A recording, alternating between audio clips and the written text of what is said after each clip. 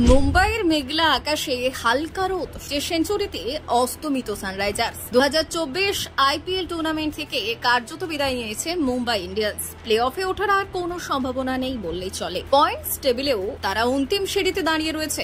এমনই একটা অস্বস্তিকর পরিস্থিতিতে আচমকা জ্বলে উঠল হার্দিক পান্ডিয়ার দল। সোমবার সানরাইজার্স হায়দ্রাবাদের বিরুদ্ধে তারা খেলতে নেমেছিল। এই ম্যাচে শেষ পর্যন্ত মুম্বাই 7 উইকেটে জয়লাভ করেছে। যদিও এই জয় মুম্বাইকে প্লে অফে ওঠার ক্ষেত্রে কোনো অক্সিজেন দিতে পারবে না। এই ম্যাচে টস জিতে মুম্বাই ইন্ডিয়ান্স দলের অধিনায়ক হার্দিক পান্ডিয়া প্রথমে ফিল্ডিং করার সিদ্ধান্ত নিয়েছিলেন। এরপর হায়দ্রাবাদ প্রথমে ব্যাট করতে নেমে নির্ধারিত 20 ওভারে 8 উইকেট হারিয়ে 173 রান করে। এরপর ব্যাট করতে নামে মুম্বাই ইন্ডিয়ান্স। ব্যাট হাতে মুম্বাইয়ের শুরুটাও একেবারে ভালো হয়নি। মাত্র 9 রান করে ফিরে যান ঈশান কিষান, আর 4 রান করেন দলের প্রাক্তন অধিনায়ক রোহিত শর্মা। এছাড়াও তবে মুম্বাইয়ের এই জয়ে যদি কারো সব থেকে বড় অবদান থাকে তাহলে তিনি হলেন সূর্যকুমার যাদব। এই ম্যাচে বিধ্বংসী একটা ইনিংস তার ব্যাট থেকে বেরিয়ে আসে। মাত্র 51 বলে 100 রান করে অপরাজিত থাকেন তিনি। এই ইনিংসে তার ব্যাট থেকে 12টি বাউন্ডারি এবং 6 ওভার বাউন্ডারি দেখতে পাওয়া যায়। পাশাপাশি তাকে যোগ্য সঙ্গত দেন দলের তরুণ ব্যাটার তিলক ভার্মাও। শেষ পর্যন্ত 16 বল বাকি থাকতেই মুম্বাই ইন্ডিয়ান্স